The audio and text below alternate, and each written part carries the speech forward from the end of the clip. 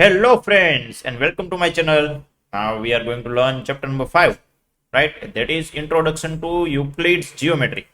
This chapter is some kind of history of mathematics, right? Now look at the gentleman on your screen. This is Euclid. He lived thousands of years ago. Now there was a famous quote about him. Long before calculators, Euclid said, "Let's measure the world with brains." And geometry is all about measuring the land. The word geometry is combination of two Greek words. First one is geo and second one is metrian. Now geo means the earth, right? And metrian means to measure. So geometry is all about measuring the land, right? Now if you see, this need of measurement wasn't unique to one place. It was a universal problem that civilizations all over the world tried to solve. Now let's take ancient Egypt. For example, the great river Nile would overflow every year. So it would wash away boundaries of the people's farm. Now just imagine the chaos. So they developed specific rules, specific geometric rules to redraw the boundaries and calculate the areas, right? Even to build a pyramid, Great Pyramid, and they know how to measure volume of their granaries, right? So in ancient Egypt, they were using geometric rules, right? Now come closer to our India. Let's see Indus Valley civilizations. We have cities like Harappa and Mohenjo-daro, right? Now in these cities, you can see here they were brilliantly planned, right? The roads are parallel to each other, and underground drainage system. The bricks that are using in the Harappa and Mohenjo-daro were in perfect ratio of 4:2:1. You can see, right? So in ancient India or in Indus Valley civilizations, we are using the geometry as well. Now in ancient India, text is called Sulabh Sutra, right? These all four are books, text, right? Now you can see in Sulabh Sutra, there were essential manuals for geometric constructions of Vedis or religious rituals, right? So they were with very specific shapes and areas to construct anything, right? So famous example of it is Sri Yantram, in which we have 9 isosceles triangle, and from that there will be 43 smaller triangles, right? So in all over the world, people were using geometry, but there were no specific book that referring the we can say that referring the rules of the geometries, right, or theory of the geometries. They are using it. They know that if we do this kind of thing, then it will result in this, but they are not writing it in text, right? Now if you see in Babylonia, India and Rome, people are using geometry in day-to-day life. That means in practical purpose, right? Now if you see in Egypt, Egyptians have a rules. That means Egyptians have a statements of results, right? They don't have a proof. But if you see Greeks are interested into why this thing is happening, what is the basic principle behind this thing, right? So they started to establishing the truth, or they started proving the sentences, right? So Greek are more into proving the sentences, right? So we are going to study the geometry, introduction to Euclid's geometry, right? Now look at the picture. This is Thales. Thales is credited with giving the first known proof on the earth, right? And the statement for this proof was of the statement that circle is bisected by its diameter. Circle is bisected by its diameter, right? Now we all know this is very obvious thing, right? That circle is bisected by its diameter, but this person Thales is the first person on earth that gives a mathematical or logical proof of this sentence, right? So all the thing has started by this man Thales. Then you can see there were many students of Thales, and the most famous one is Pythagoras. You all know, right? Now Pythagoras and his group discovered many geometric properties and developed theory of geometry to the great extent, right? Pythagoras and his friends have written many or established many geometrical rules. Then we have Euclid, right? So Euclid is a teacher of mathematics in Alexandria, Egypt. You all know Alexander the Great, right? Now, what he has done is he has not expertise in finding or establishing some new things. What he has done is he collected all the non-mathematical statements or things of that time, and then he systematically arranged them, and he make a treatise called Elements, right? So he make elements. In Elements he divided it into 13 chapters, right? He divided it into 13 chapters and each called books. So we can say that Euclid have written 13 books, right? And combination of all 13 books we called it as Elements. So you have to remember this thing. Elements is written by Euclid, right? Euclid. Then we are even in nowadays we are using that rules or that what is written in this book Elements, right, to prove anything or to check whether it is true or no, or whether it can be done or not, right? So it is Euclid. Now how Euclid has started all the thing, he started with looking around the world and he saw that any solid, right, any solid has shape, size and position. Any solid has a shape, size and position, right? Now if you see, solid is in 3 dimension. You have to remember this, right? Solid is in 3 dimension. It has length, it has breadth, it has height, right? You can write it in other way also. Let me write it in this way. Let's say this is height, this is length and this is breadth, right? Now any solid has 3 dimensions. Now if you see the boundaries of solid, if I draw a boundary here, this is a boundary of solid, this solid, right? This is a boundary, right? So boundaries of the solid are surfaces, right? So I have drawn surface here. Now surface is in 2 dimensions. Surface has only length and breadth, no height, right? No height or no width. So in the surface we have only length and breadth, no height and no width. And surface is in 2 dimensions. You have to remember this. Then if you see boundaries of surface, you can see here, this is boundary of surface. Now it is a straight line only, right? So boundaries of surface can be curves or straight line depending on a surface itself, right? So a line, straight line is a 1 dimensional thing, right? In straight line we have only length, no breadth, no height. Height and width are same, so no breadth and no height, only length. So we can say line is a breathless length, right? So line is in 1 direction. Now if you see, the end of line are points. So I have drawn a point here. Point has no dimension. So you have to remember this thing, point has no dimension. Solid has 3 dimension, then surface has 2 dimension, a line has 1 dimension and point has no dimension, right? These are the very basic things. And then Euclid has written 23 definitions in which we are going to learn some of that. A point is that which has no part, right? Very basic thing. A point is that which has no part. You cannot do a partition of point.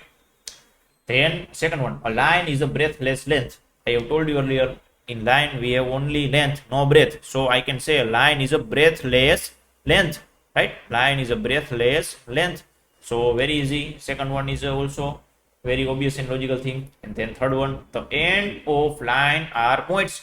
So I have told you, if I draw a line, end of line are points. Now if you want to visualize it, you can visualize this as if you combine infinite points or infinitely many points and put it together, you can construct a line, right? You can see here, I have combined these points, then it will become a line, right? Then if I combine infinitely many lines together, you can see here, if I combine infinitely many lines together, then I can make a surface here, right? You can see here, this is looking like a surface, right? And if I put all surfaces together, then I can make a solid also. You can see it by example of your any notebook, right? In a notebook, the pages are the surface, and if you put together many pages, you can create a book as a width or a book as a height, right? So book is solid, so it is not a perfect proof, but it is just for your visualization, right? So endpoint of line are points, very simple. Then we have a straight line is a line which lies evenly with the point on itself. You can see here, fourth number. A straight line is a line which lies evenly. Lies evenly means there will be no bend or no deviation. So this sentence, this definition number 4 is saying that if I draw all the points of a straight line on itself, then there will be no deviation. All points will lie evenly on the straight line itself. Then that means if I took out any point of the straight line, and if I just point it out, then no point will go out of the line, right? All the points will all the points are collinear. So very basic thing again, statement number 4, straight line is a line which lies evenly with the point on itself. So all the point will be on line itself, right? Then we have statement number 5 or definition number 5, a surface is there which is length and breadth only. I have told you earlier, in the surface we have length and breadth only, no height and no width. Again, very simple. Then we have sixth one, the edges of a surface are lines. You can see here, the edges of a surface are lines. So this is the thing that I have told you earlier. The edges of a surface are line. You can see here, the edges are lines for the surface. Then we have a plane surface is a surface which lies evenly with the straight line on itself. So definition 4 and definition 7 are similar to each other. In the 4 we have talked about line and point on itself, and in the 7 we will talk about surface and lines on itself, right? You can imagine this by referring your page of your notebook. In a page of your notebook, if you draw a line, the line will not go under the page or over the page, right? Line will be on page itself. So it is a definition number 7, very obvious thing. So these are simple definitions. Now if you see in a definition of point, first one, a point is that which has no part. You can see here, no part. Now if I want to completely define point, I have to define part also, right? So let me define a part. Now if I define part, let me say a part is something which has an area, right? Part is something which has an area. Now again I have to define area. So by this way you will go in infinite loop in which you have to define all the things, right? So it cannot be easily usable in the real world or in mathematics. So in mathematics we have undefined terms. And these terms are point, line and plane. These things can be visualized very easily. We all know that this is true, but it is just a thing that we cannot express specifically in a sentence, right? We cannot express these things in a sentence specifically. So in mathematics we call point, line and plane are undefined terms. Point, line and plane are undefined terms. So you have to remember this thing, right? You have to memorize this thing, that point, line and plane are undefined terms. Now after definition, Euclid has assumed some property which are true and need not to be proved, right? Some properties in mathematics we can visualize that, or we can see that this is true, but we need not to prove it, right? So these are obvious universal truths, right? Obvious universal truths, and he divided it into two parts. One is postulate and another one is axioms. Axioms we can call it common notions also. Now what is postulate and what is axiom? What is the main difference between it? Just simple, you have to remember this is as postulates are the assumptions that were specific to geometry, right? That were specific to geometry. In the postulates, assumptions that can be used specific to geometry, right? And in axioms, assumptions that can be used throughout the mathematics, right? So very basic things. Axioms is assumptions that we can use throughout the mathematics, and postulates, it is only for geometry. Very simple, right? Now we will learn some axioms, Euclid's axiom. You have to remember it in numbers, or if you don't want to remember it in numbers, you can remember the sentence also, right? But the main idea or main concept of the sentence should not be changed, right? So So first one is things which are equal to the same things are equal to one another, right? Now it is very basic thing. If I show you in a mathematical notation or in algebraic notation, things which are equal to same thing. So in this sentence, they have given us A equal to B and A equal to C, right? This is the situation. Things means first things referring to B and C, right? This is referring to B and C. Things which are equal to the same thing. Same thing means A, right? In both the case, A is equal, right? A is same. So things which are equal to same thing are equal to one another. So I can write from this B equal to C. Now it is very obvious, right? You don't have to prove it, or you don't have to think about it very much, right?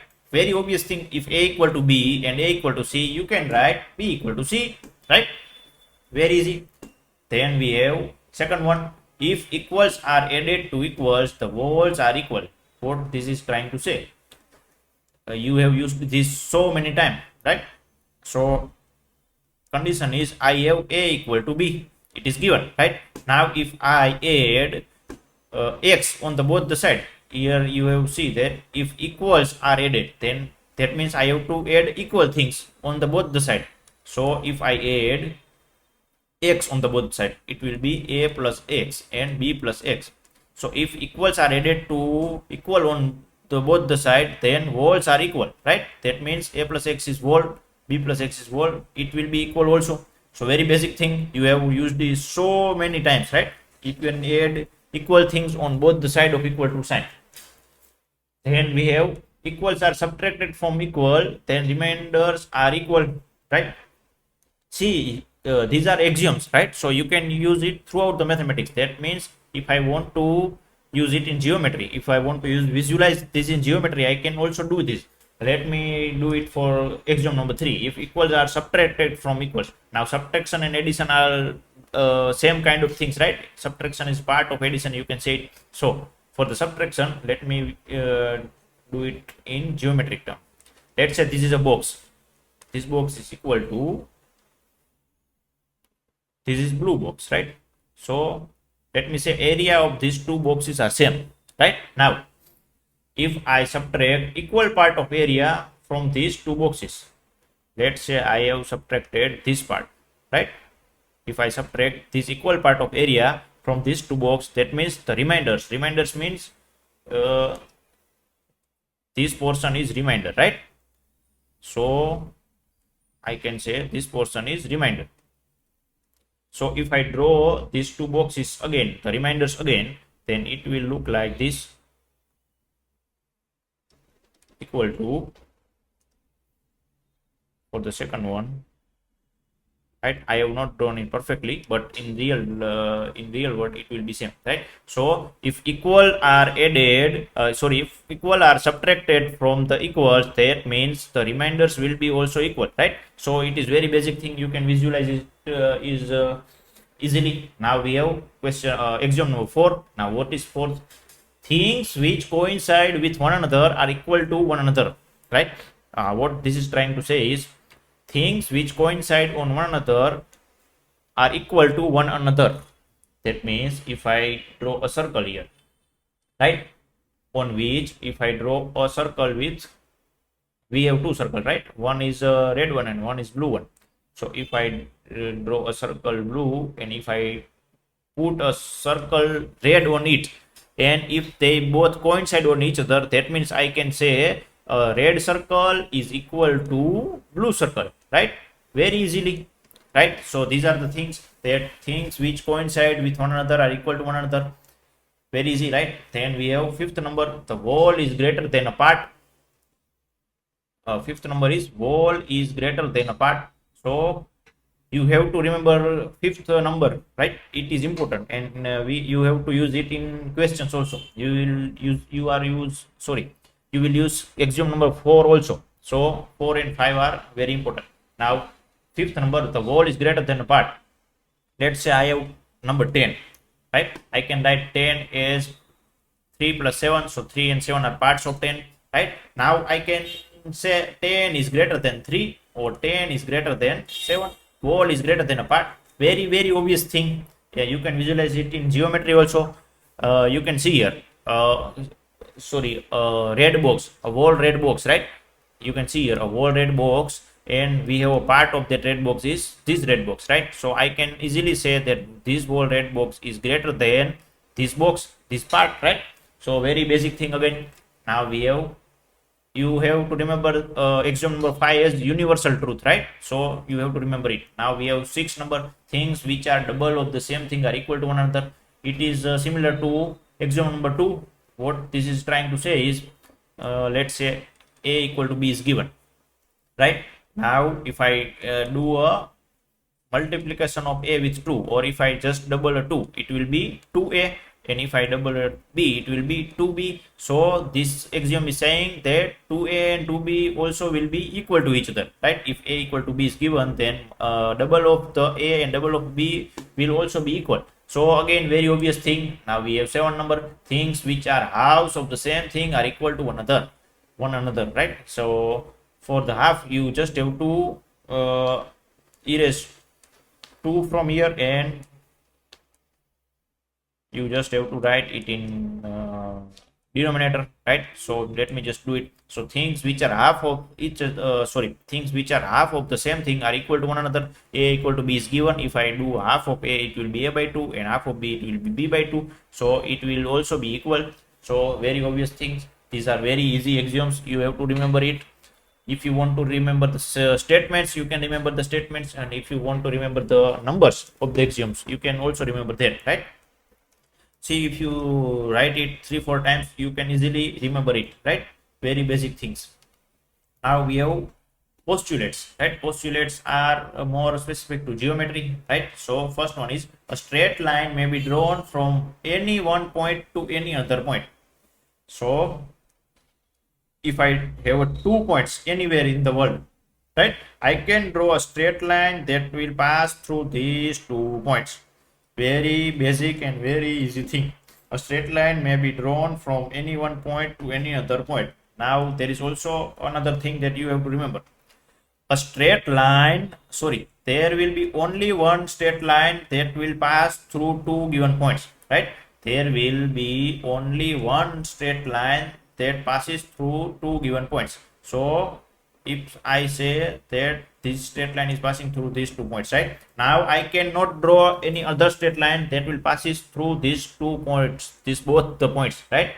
So you have to remember this thing also, that there will be unique straight line that will passes through 2 given points.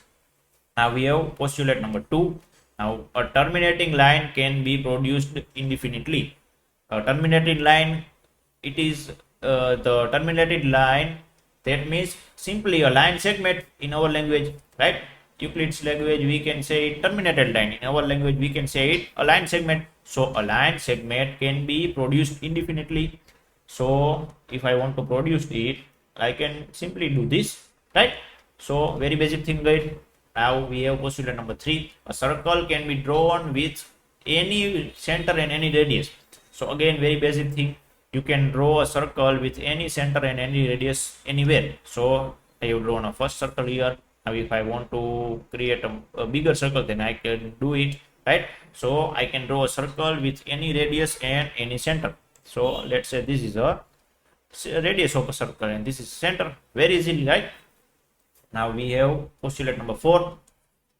4 number says, all right angles are equal to one another. Now again, very obvious thing. See, in this chapter, you can see that you know many of these things, right? But just the thing is, they written it in what I can say, a very beautiful mathematical sentence. This is the only thing, right? So all right angles are equal to one another. So if I draw a right angle in India, it will be 90 degree. Now if I draw a right angle in any part of the world, right, it will be again 90 degrees. So these are this sentence is saying that all right angles are equal to one another, right? Because it is, when the angle is 90, we can say right angle. So 90 will be equal, right? Very basic thing. Now we have postulate number 5. To explain number 5, I have to remove all these things. statement of postulate number 5 is big, but there is no such hard thing to explain it to you, right? Now, let's say if a straight line falling on a two straight line, let me explain you directly. Let's say I have this straight line, right? And I have the, let's say I have this straight line and I have this straight line. Let me name it as L and M, right? Now, if I draw another straight line that will fall on, or that is transversal for these two straight line. So let me draw it a transversal straight line. So let me name it as O, right? Now, if you see, there will be interior angles, we all know, right? So these all are the interior angles. Now, if I write 1 and 2 here, that means 1 and 2 are interior angle on same side. Same way 3 and 4 are interior angles on the same sides, right? Now, if I do a sum of interior angles on the same side, right? If I do a sum of interior angles on the same side, 1 plus 2 and 3 plus 4, if the sum is less than 180 degree, right? If the sum is less than 180 degree, here you can see, if I do a sum of interior angle 1 and 2 on the same side, if it is less than 180 degree, that means if I produce these two line on this side of the transversal or this side, it will meet at one point, right?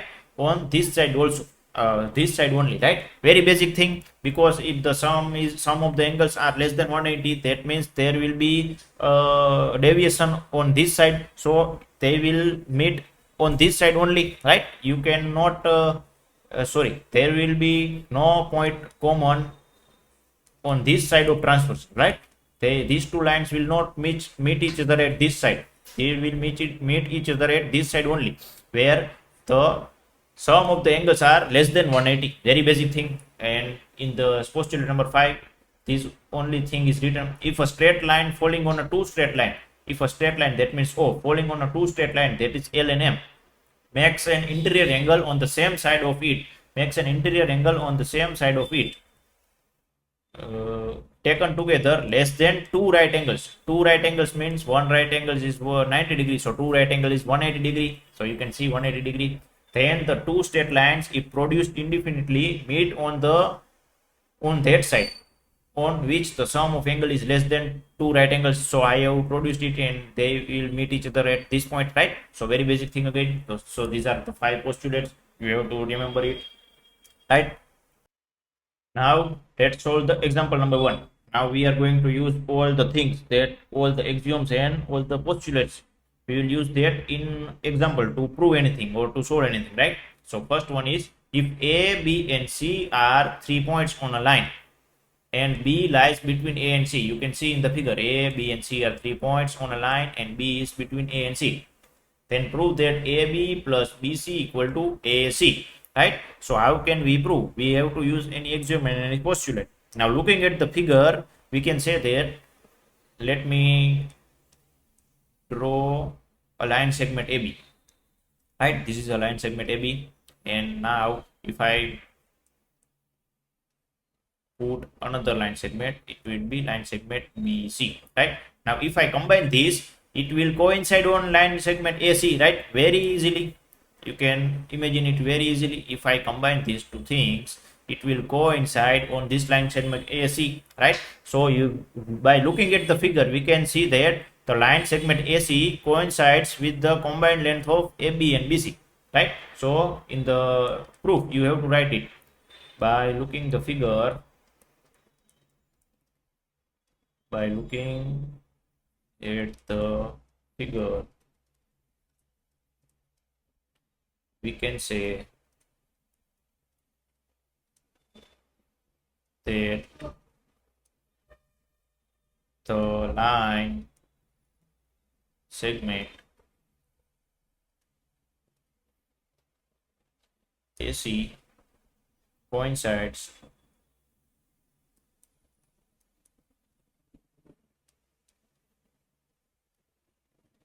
with the combined length of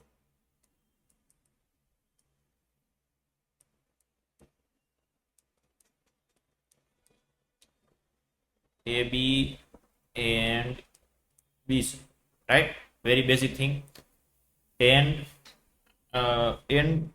from this, you have to look at the axiom. You have to use axiom number 4. You can see here, things which coincide with one another are equal to one another. So by this we can say that combination of AB and BC is coinciding on AC. So we can say AB plus BC equal to AC very easily. So you have to write here by axiom 4. Or if you don't want to write a number, or if you don't remember the number, exact number, then you have to write a full statement. So you can write here that things which coincides with one another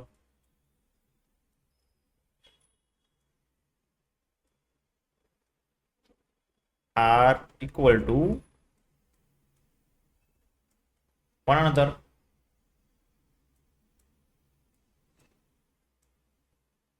Very basic thing, right? So therefore we can say AB plus BC equal to AC, right? So very basic thing, right? So the statement is proved. So this is your example number 2. Prove that equilateral triangle can be drawn or can be constructed on any given line segment. Now you have to prove it. That means you have to show it that equilateral triangle can be drawn on any given line segment. So first of all, let me draw an equilateral triangle. Let me draw a line segment. So this is a line segment, right? Let me draw it perfectly. So this is a line segment, right? In this line segment, I have 2 points. Here is a point A and point B. Now you have to mention all the things that you are doing in a figure or in a drawing, right? So I have to mention the first thing is start with line segment AB.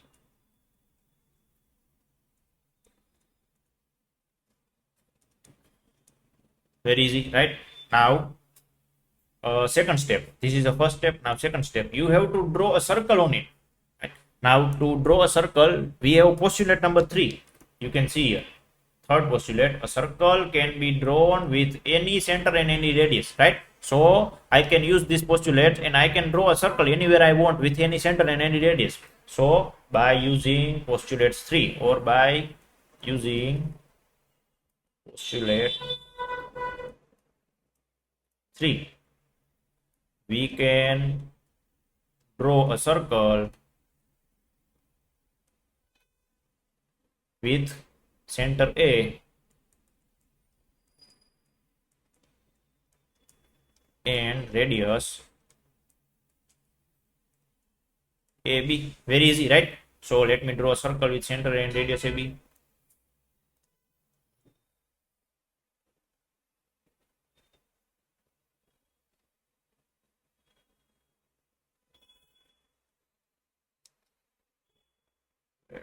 Draw it perfectly.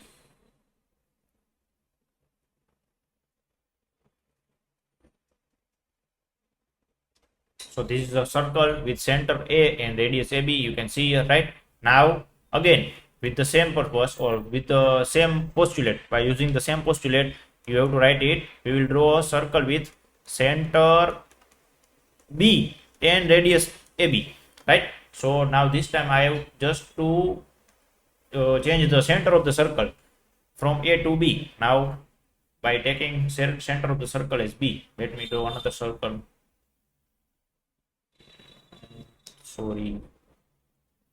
Let me draw it perfectly.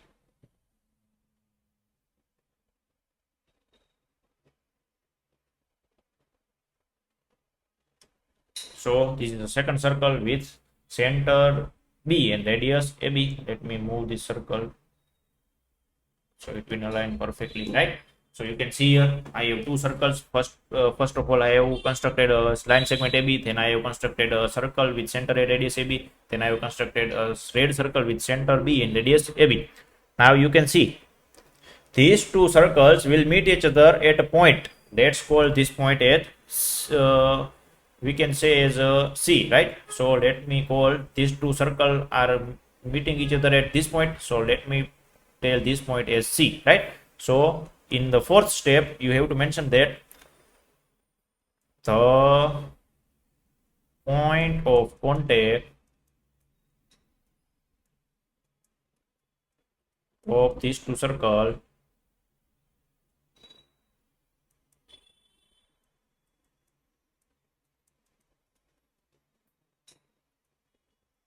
let us name it C, right? You can write in your language also. You can just simply write it as these two circles will meet at a point, let's call it C, right? Now fifth one. After that, now just try to understand one thing.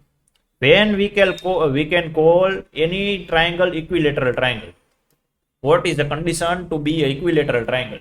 Equilateral triangle means for any triangle all the side will be equal, right? So in here we have this triangle, let's say ABC, then all the side of this triangle should be equal. So we just have to do this. Now to do this, let me draw a line segment here, right? So if I draw a line segment here on this part of the circle or on this part of the figure, if I connect A and C, right? If I connect A with C, right? And then if I connect B with the C, sorry, my hand,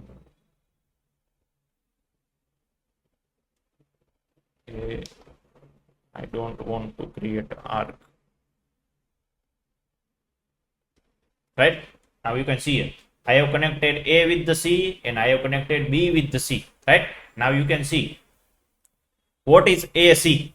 Just remember it and just visualize it as a for blue circle only, right? For this circle only. What is AC? What is AC? AC is a radius for blue circle, we can say, where A is center and AB is radius, right? So for blue circle, AC is also radius, we can say it, right? And same way, what is AB? AB is also a radius for blue circle. So these two sides are equal, right? Now we have to just think about this side CB, right? So for the fifth step, we have to say that AC is a radius of first circle, so AC equal to AB, right? So let us just write AC is radius of first circle.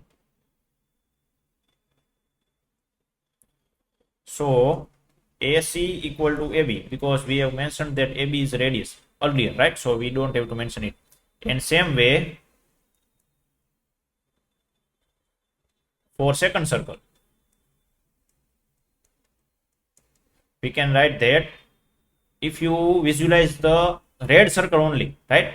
If you visualize the red circle only, let me put it to another color, right? Now if you visualize this red circle only, CB is a radius for red circle where B is center, right? And AB is also radius for red circle, right? So you can write for same way for the second circle, BC equal to AB, right? So we got two results. First one is AC equal to AB and second one is BC equal to AB, right?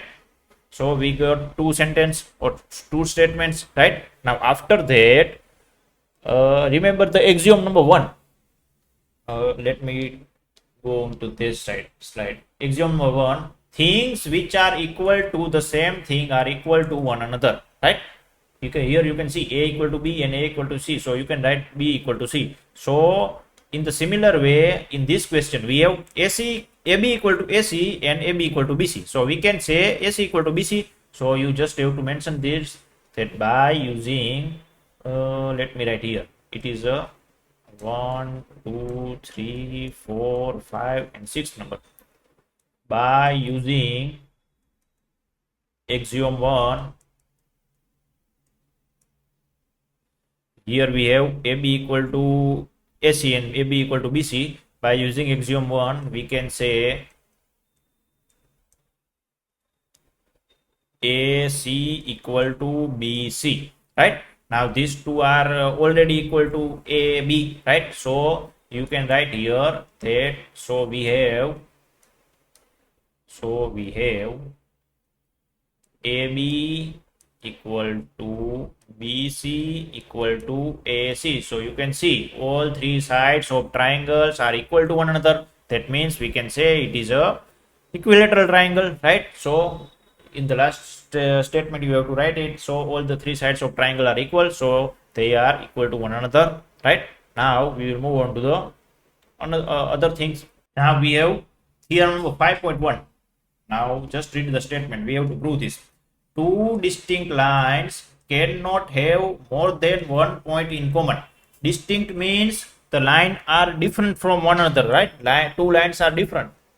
Now if I take two distinct lines anywhere, let me say this is one line, right? Let me take another line. This is second line. So the statement is trying to say is two distinct lines cannot have more than one point in common. So here you can see this point is common, right? This point is common for both the lines. So in any two distinct lines, you can not have more than one point in common, right? Here you have only one point. Now if you draw two parallel lines, so there will be no point of common, right? No point in common. So there will be number of common point is 0. But in statement they told us that no more than one point, right? So 0 can be here. So 0 and 1, these are only two answers for two distinct lines. Now if you draw a line, let's say I have drawn this line. Sorry, let me draw it perfectly. Let's say I have drawn this line, right? Now after that, if I draw another line with, let me represent it with another color on this line itself, right? So if I draw this second line on it, this line itself, that means all the points of these two lines are common, right? So but these two lines are not distinct. Distinct means two lines must have be different, right? So by visualization you can say, or you can prove it by that two distinct lines cannot have more than one point in common. But now we have to prove this. So we have to prove this in a mathematical way, or in we have to write a statements, right? So let me just erase all the things first.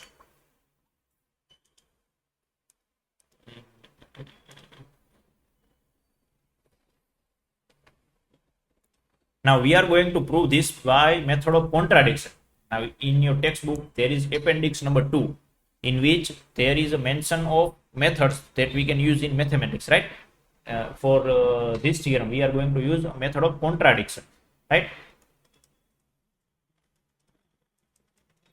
Now what is contradiction? By just hearing the word you can assume that in this method there will be contradiction, right? So what is the process of prove anything with method of contradiction? Just simply visualize it. Is it, let me say I have to prove that elephant cannot fly. This is my statement, that elephant cannot fly, right? So if I want to prove this, what I have to do in method of contradiction is, if I want to prove that elephant cannot fly, in the method of contradiction I have to assume exactly contradict statement of my given statement that I have to prove.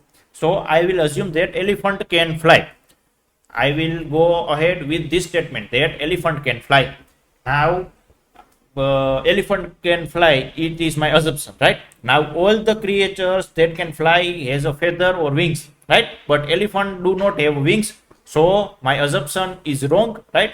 There is a contradict with my assumption. So my assumption is wrong. Now I have assumed that elephant can fly and my assumption is wrong. So there will be only one truth, that elephant can fly. So this is the method, right? So in contradiction method, first of all, we will assume exactly contradict. So let's assume for a moment that two distinct line. So let's assume that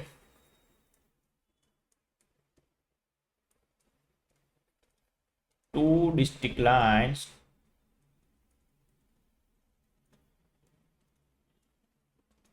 let me name a line as L and M, right?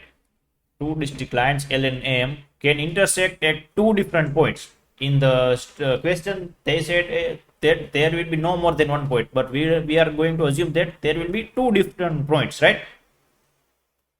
Can intersect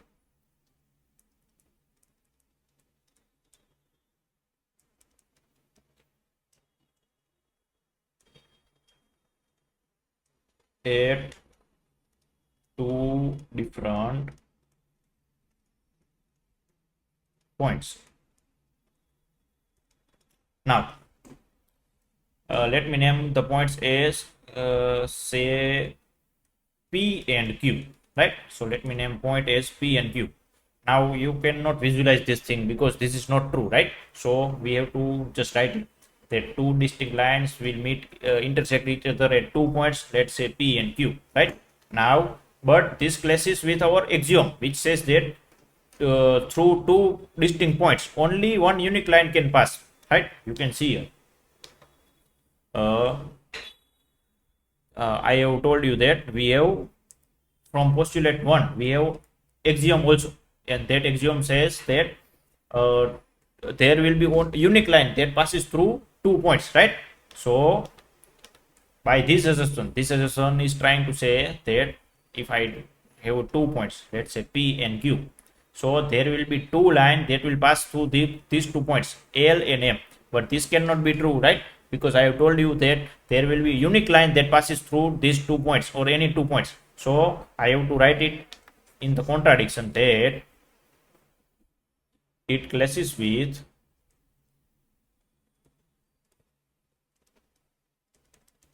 our axiom which says that through two distinct points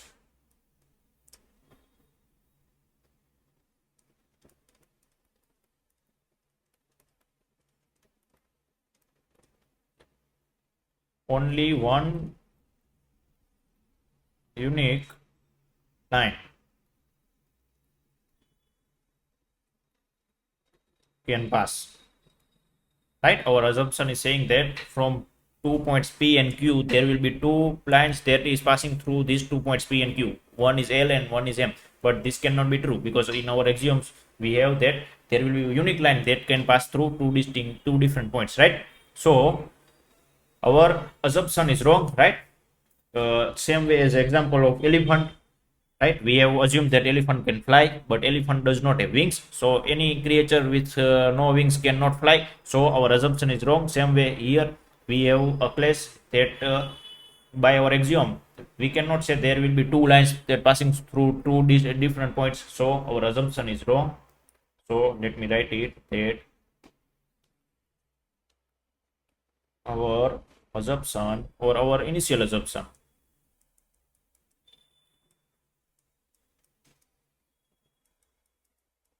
is wrong.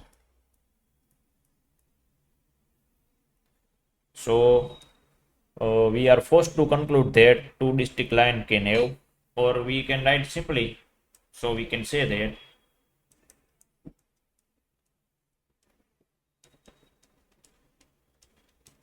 now after this you can write a statement, right? Statement of theorem 5.1. So very easy and very simple proof, right?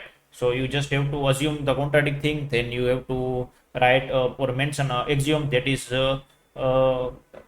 doing a clash with our assumption, and then you just have to write, oh sorry, our assumption is wrong, then you just have to write that theorem is proved, right? Very easy. So now we are going to do exercise 5.1. Now in this exercise we are going to use all axioms and postulates that we have learned already, right, to prove anything or to give answers. Now first question is we have to give a we have to check whether the following statements are true or false, and we have to give results also. So first one is only one line can pass through a single point.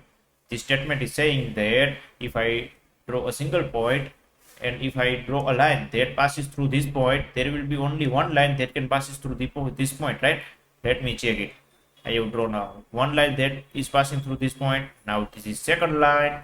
Now you can see I have drawn a third line that is passing through this point, fourth line passes through this point, fifth line passes through this point, sixth line. So I can draw infinitely many lines, right? That can passes through a single point, every single point on a plane. So my first for this first statement, my answer is false, right? Very easy. Now you have to give a reason, so you can just simply write as that from every single point on a plane you can draw infinitely many lines that can passes through that single point, right? Now for the second one, I am not writing a reason because it will take so much time, but you have to write in your answer. There are infinite number of lines which pass through two distinct points, right? This is saying that there are infinite number of lines which can pass through two distinct points. So we have proved a theorem of this also. If I draw 2 points and if I draw a line that passes through these 2 points, then there will be only one line that can be drawn that passes through our given 2 points, right? There will be only one and unique line, but in the statement they said there are infinite lines. So again this statement is also false, and for the reason you can say it is axiom number 5.1, right? Axiom number 5.1. This axiom is saying that there will be unique line which can passes through two different points or two distinct points, right? Now third number, a terminated line can be produced indefinitely on both the sides. Terminated line means a line segment. So we all know this is postulate number, I think 2. Let me check it. A terminated line can be produced indefinitely, right? Postulate number 2. So very easy again. For this third number, it is true, and for the reason you can write postulate number 2. I am simply writing P2, right? But you have to write full. Now fourth one, if two circles are equal, then their radii are also equal. Now radii is a plural form of radius, right? Now in the statement they told us that two circles are equal, then their radius are equal, right? And now two circles can be equal when the all properties of these two circles are equal. This is only a case when we can say these two circles are equal, and radius is also a property of the circle, right? So yes, this statement is true, right? Now if I want to give a reason, you can say when the two circles coincide on each other, that means the two circles are same, and it will only be correct when the radius of these two circles are true, are same, right? So you can give a reason as axiom number 4, right?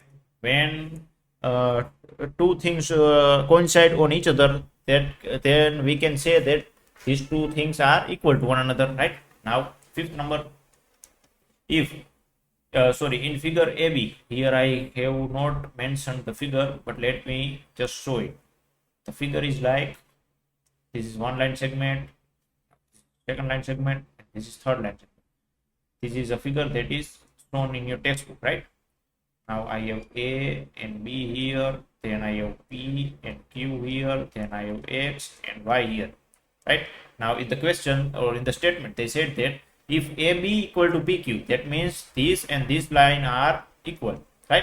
Then PQ equal to XY, it is also given that PQ equal to XY, then AB equal to XY, then the first and third will also be equal. Is it true or false? It is very basic thing, right? If 1 is equal to 2 and 2 is equal to 3, so we can easily say that 1 is equal to 3, right? So this is the same kind of question or same kind of statement, right? So yes, it is true. And for the reason we can say axiom number 1, right? You can see here, let me show you. In axiom 1, things which are equal to the same thing are equal to one another, right? So yes, this statement is true, and for the reason we can say axiom 1, right? Very easy. Now let us move to the second question. Give a definition of each of the following terms, and also are there other terms that need to be defined first? What are they and how might you define them, right? So let us start with first parallel lines. Now I have written all the definition here, so it will not take us our time very much, right? So first thing is parallel lines. Now we all know parallel lines. That means two lines in the plane that will not meet each other, right? At any point, if we extend it in extend there indefinitely, right? So parallel lines are two or more lines in a plane that never intersect, right? Never meet each other. That means never intersect, no matter how far we extend in either direction. That means if I extend it in this direction or this direction, it will never meet each other, right? So these are the parallel lines, simple definition. Now if you see in the parallel lines, first a line, right? So we have to define lines, then the word intersect. We have to define a word intersect, and we have a word extended, right? So we have to define how to extend the line. So these are some words that we have to define first, right?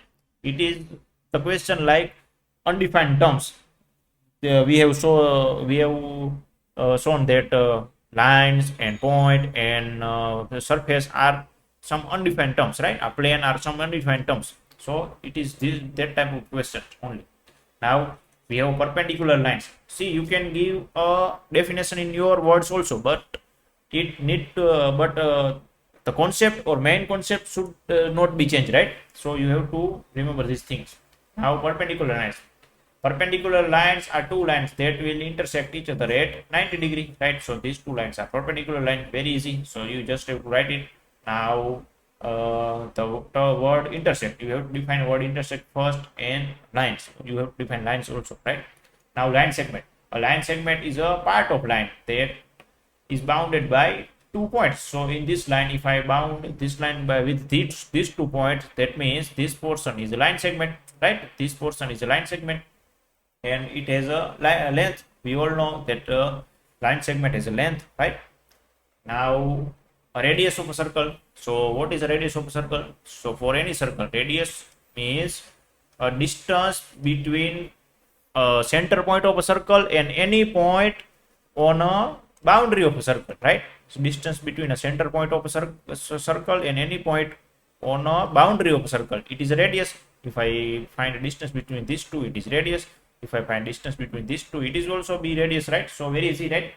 Distance is a fixed distance. I have written that the radius of a circle is fixed distance from a center of a circle to any point on its boundary, right? It has a line segment and connecting the center to the circle's edge. Very easy, right?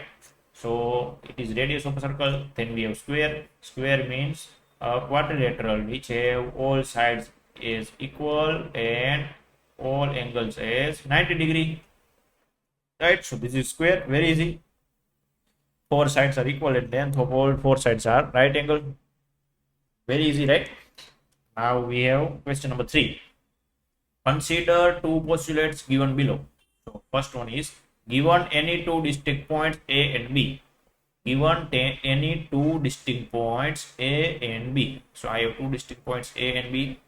There exists a third point C which is in between A and B. So there exists a third point C.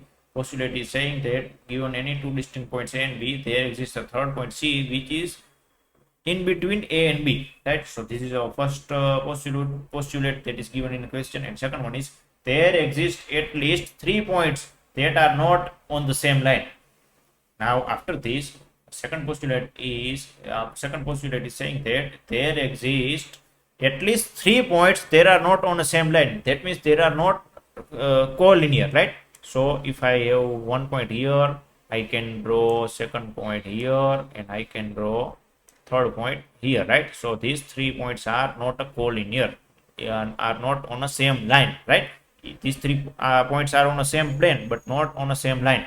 So first postulate is trying to say is, if I draw a line between A and B, let me draw it correctly. So if I draw a line between A and B, right?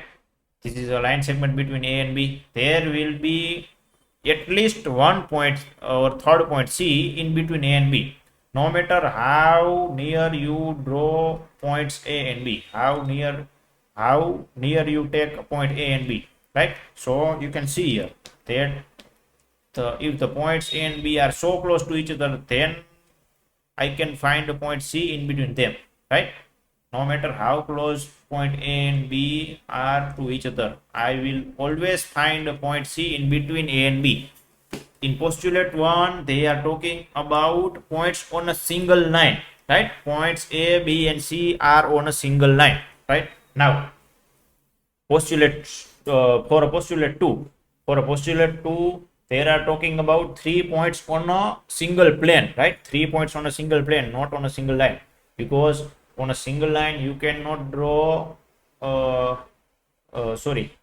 there exist at least 3 points, right? So they are saying that they are not on the same line. So on a single line they will be only 2 points and third point will be on other line, right? So you can see here that there exists at least 3 points which are not on the same line, right? So these 3 points are not on the same line. 2 points are on the same line, but 1 point is not on the same line, right?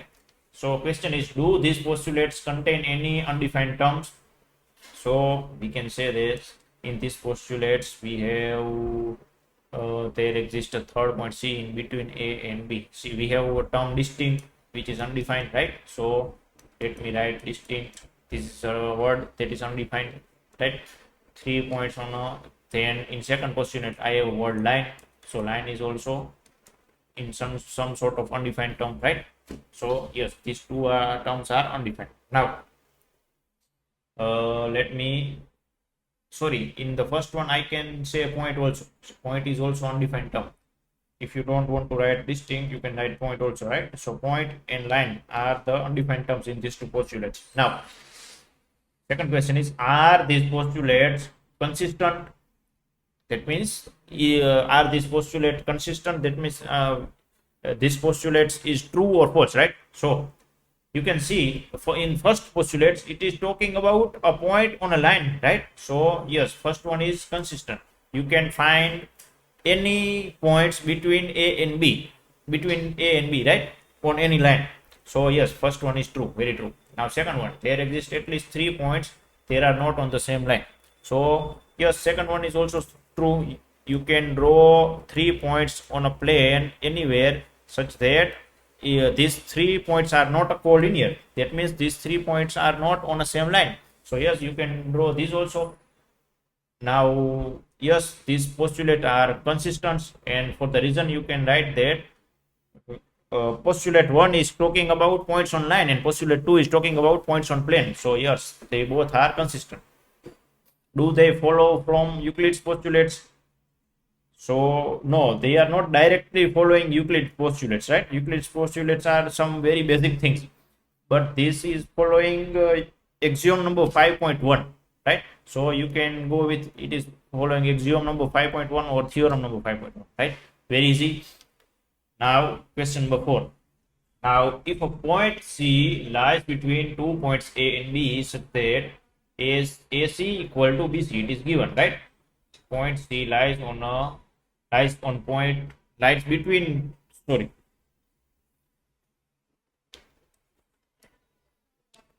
So let us see question number 4. If a point C lies between 2 points A and B such that AC equal to BC, then prove that AC equal to 1 by 2 AB.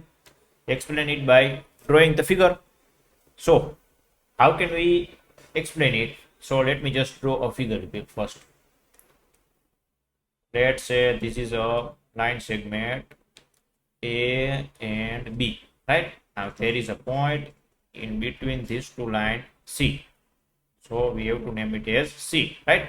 Now it is given that AC equal to BC in the question. So AC equal to BC, it is already given in the question. Now to prove that AC equal to 1 by AB, we have to prove that AC equal to 1 by AB, right? And explain it by drawing the figure. So we have already done this type of questions, right? You can see the combined length of AC and CB is coinciding on line segment AB. So we can say AB equal to AC plus CB, right? Very easy. We have done this type of question earlier. So to give a proof of any statement, you have to follow these 3 steps and you have to mention in your answer, right? So pay your attention here. Your first step will be given, right? What is given in your question? So you have to write given here, and then you have to mention that what is given in your question.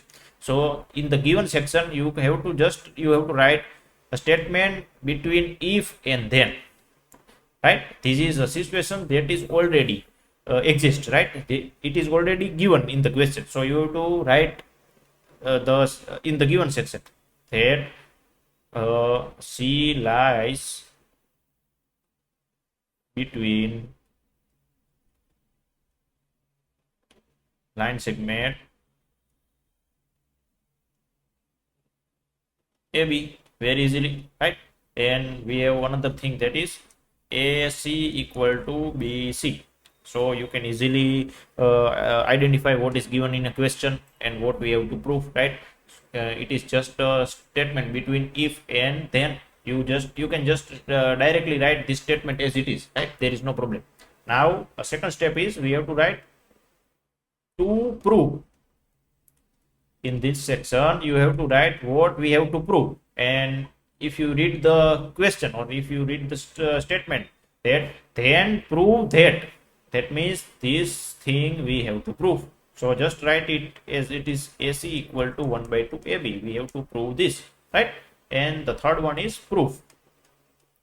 So third one is proof, and here we have to prove, mathematically prove statements, right? So if you write these things on your question, then there will be marks of this thing also. So you don't have to so you must have to write this thing in your question, right? These three sections: given, to prove, and proof.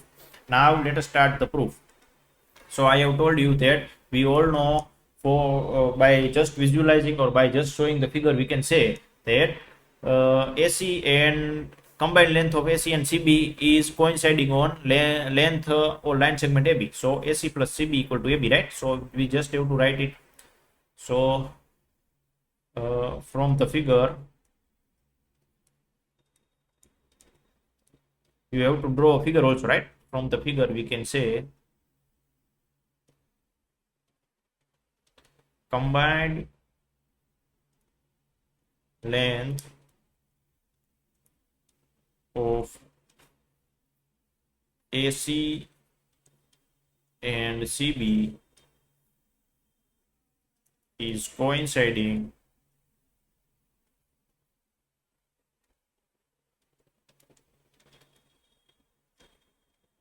on line segment AB, right? So it is axiom number 4 that if things are coinciding on each other, that means the things are equal to each other, right? So we can say that by axiom 4 I can write AB equal to AC plus CB. So it is first result that you have let me write it properly. AB, right? So AB equal to AC plus CB, right? This is the first result. Now my goal is I have to prove that AC equal to 1 of AB, right? Now in the question they mentioned that AC equal to BC. It is already given, so I can write BC equal to AC here, right? I can I can write AC instead of BC here, right? You can see here. So but AC equal to BC is given, so you can write, so from 1 let me write it. So in result 1, or you can simply write it 1 if you have written 1 here, so you can use it here, right? So in 1 you can write AB equal to AC plus AC. I have just transported, or I have just written, I have just replaced CB with AC. I have not done any other thing, right? Because in the question they have mentioned that AC equal to BC. So CB and BC all are equal. So CB equal to AC. I have just replaced CB with AC, right? Very easy. Then you can see here. So we have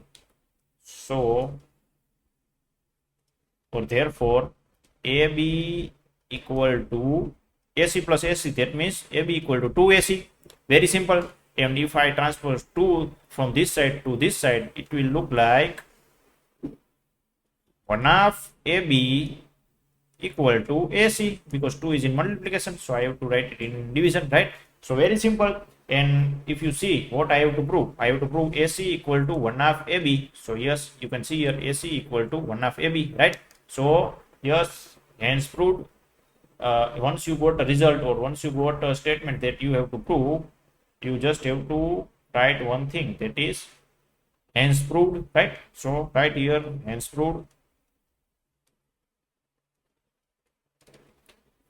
This is your question number 4. You have to first step is you have to mention what is given, then you have to mention proof, and then you have to write a proof. And in the proof you have to use all the things that is given in your question, and you have to reach at the statement that you have to prove, right? So in this we have used axiom number 4, and then we have used and then we have used that is given in the question, right? So yes, it is very easy. If I transpose 2 from this side to this side, it will look like this. So hence proved. Very easy, right? Now 5th question. In a question number 4, this question is based on question number 4. Point C is called midpoint of a line segment AB, right? So this is fact that any point in between any line, such that these two sections, if these two sections are equal, that means C point is a midpoint of line AB, right? We all know that, and we will call it a midpoint of line segment AB. Now prove that every line segment has one and only one midpoint. It's time to prove that every line segment has one and only one midpoint. So how we will prove it? So we will prove it by method of contradiction. We have done an example on this method also, right? So we will prove it by method of contradiction. Now in this method, first of all, we will assume exactly reverse thing that we have to prove in the question, and then we will start from that. And when we have some contradiction of our assumption, then we will say that, oh, our contradiction is wrong, so we have to say that the given statement is true, right? So what we will assume here, see here, you have to prove that there will be only one midpoint. So I will assume that there will be two midpoints, right? So let us assume that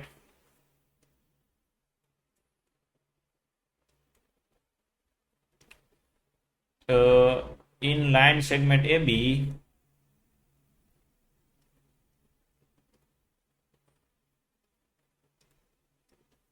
there are two midpoints. I have to prove only one, so I will assume there are two midpoints, right? Two midpoints. Say C and D, right? These two points are midpoints of our line AB, line segment AB, right? Now when C and D are midpoints,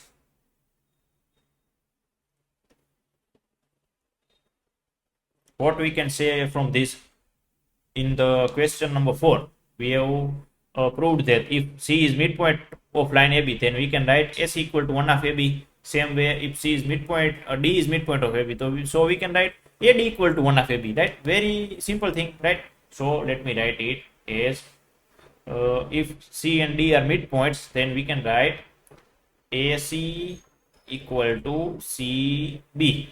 In same way, I have to write AC equal to 1 half AB, right? Because from question number 4 we can write it, and AD equal to 1 half AB. Why I am writing this? Because in question number 4 we have already proved that if any point is midpoint, then I can write if C is midpoint, then I can write AC equal to 1 half AB. Same way, if D is midpoint, then I can write AD equal to 1 half AB. So you can just write it by you have to write this statement here, right? If C is lie between these 2 point A and B such that AC equal to BC, then you can say that AC equal to 1 half AB, or you can just simply write it by question number 4 here, right? Now once we got these two, let me name it 1 and let me name it 2. So AC equal to 1 half AB and AD equal to also 1 half AB. This is the kind of situation where we have A equal to B and C equal to B. So from these two we can say A equal to C, right? So it is axiom 1, right? We have done this type of question. So by axiom 1,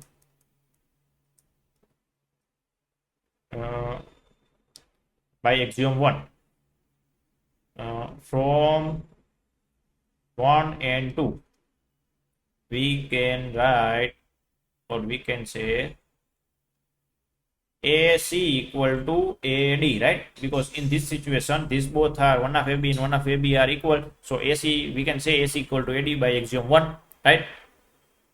Or if you don't want to write by axiom 1 here, so you just simply write, you can just simply write AC equal to AD, then in bracket you can write here axiom 1, right? Now you don't have to mention whole statement. So from 1 and 2 I can write AC equal to AD, very obvious thing, axiom 1. Now how can it be happen, AC equal to AD? How can it be happen? It will happen only if C and D points are two equal points. Let us visualize this. Let's say this point is A and this point is C, and in the same line let's say this point is D, right? So in our question it is that AC equal to AD. So AC, that means this distance, equal to AD, that means this distance. Now how can two distance be equal from a one point on the same line on the same side? It can only be true if 2 points are equal, right? For any 2 points on a line on a same direction from the point, the distance are different. But here I got AC equal to AD, that means these 2 points must have be equal points, right? These 2 points must have be only 1 point. So I have to write there, this can only happen, this can only happen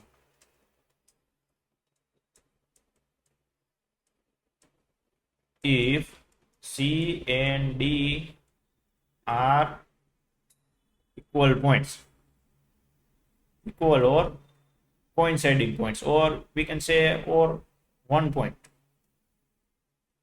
right? So if C and D are equal or any 1 point, right? But in our assumption we have assumed that C and D are two different points, right? Two midpoints, that is C and D. Let me write it different. So different or distinct, different or distinct. So but in our assumption we have assumed that C and D are different points, so it is a contradiction, right? So you just have to write here that it contradicts our assumption, right? So it contradicts our assumption.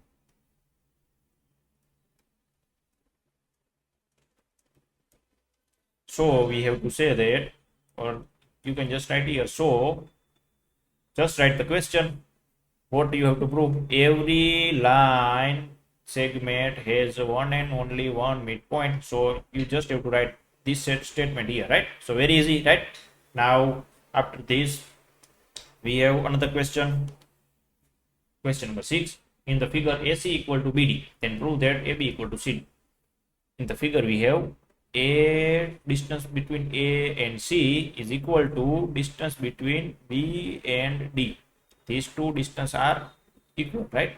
So we have to prove that AB, that means this part of this line segment, is equal to CD, that means this part of this line segment. Now how can we prove this? So to prove that, you can write here that given in the given section we have AC equal to BD, right? And to prove, in the to prove section I can write AB equals CD. I have to prove this, right? And then proof. So you have to write the explanation or proof in this proof section. So what we will going to write, or from where we are going to start? Now you can see to this, just see this section only. Just watch this section only. A, B, and C, right? In this section, you can say easily say from axiom 4 that AC equal to AB plus BC, right? By visualizing and using axiom number 4, you can say AC equal to AB plus BC. So you can write here by axiom 4, we can say AC equal to AB plus BC. Now you don't have to write that by visualizing the figure. We can say that combination of length AB and BC is coinciding on AC. You just have to write by axiom 4 AC equal to AB plus BC, right? Axiom 4 is saying the exact same thing. And for the same part, just look at this figure only now. BCD, for this part, B, C, and D, you can say that BD is equal to BC plus CD. Very easy, right? So by axiom 4, you can write AC equal to AB plus BD and BD equal to BC plus CD. Very easy, right? Now we have got two results. This is first one and this is second one. We have two results here. Now by using these two results, now if you see, if I remove BC from these two, before that, what is given in a question? It is given that AC equal to BD. So let me just write AC equal to BD. Why I have written this? Because it is given in a question, right? Given. Just write given. Now, in place of AC, I can write AB plus BC because it is a result that I got from axiom 4, right? So first result, so I can write here, I can write AC equal to AB plus BC. I have just replaced AC with AB plus BC because it is our result number 1, AC equal to AB plus BC. Same way, to this side we have BD equal to BC plus CD. So I just replace BD with BC plus CD. Very easy, right? In the reason you have to write by 1 and 2, by result 1 and 2, right? 1 and 2. So once you write this, now we know postulate number, sorry, it is moved so far. Now after writing this, now if you see here, if I cut down this part of line segment BC and this part of line segment BC from these two sides, because they both are equal, then I got AB equal to CD, and that is what I have to prove. You can see here, right? So but I have to use a postulate or axiom. I cannot directly cut it. Now if you see, we have a axiom related to this. Let me go there. Now you can see here axiom number 3, if equals are subtracted from equals, the remainders are equal. So I will use this, right? I will use this axiom number 3 here. Now what I am going to do is, if I subtract same things on both the side of equal to sign, the remainder will be also equal. So if I subtract line segment BC from both the sides, then it will be equal, right? By axiom number 3. So let me write it BC plus CD, and then I have to subtract the same thing. So minus BC, right? And why I am doing this? Because axiom number 3, if equals are subtracted from equals, then remainder will also be equal, right? So I am using this. Now you can see BC minus BC, it will be 0. So only remainder is AB. And for this side, if I got BC with minus BC, then only remainder will be CD. And this is I have to prove, right? This thing I have to prove. You have to write these 3 dots, right? So this is representing so AB equal to CD. So hence proved. So this is your answer. Now number 7, why in axiom 5 in the list Euclid's axiom considered as universal truth? I have told you that you have to remember this axiom number 5. We will call it universal truth, right? Why we are calling it universal truth? Now, if you don't remember it, let me take you to the axiom number 5. Axiom number 5 is the whole is greater than the part. This is the axiom, right? Now, if you see, we can use this axiom in any part of the world, in any part of the universe, whether it is a geometrical figure, whether it is a number, whether it is any quantity or any quality or anything. Whole is always greater than a part, right? You can use in whole universe this statement. So we are calling this statement number 5 or this axiom number 5 as a universal truth. So you have to just write the answer in your words, right? You can simply write it as this statement or axiom 5 can be used throughout the world in any subject or in anything, right? That a whole is a whole is greater than a part, right? And you can give some examples also. So this is your exercise number 5.1. Now we have learned geometry, that is Earth's measurement, and Euclid is a father of geometry. Then we have axioms that are obvious truths. We can use it throughout mathematics. Then postulates that are obvious truth but only related to geometry, and theorems are proven truths, right? So this is your chapter number 5.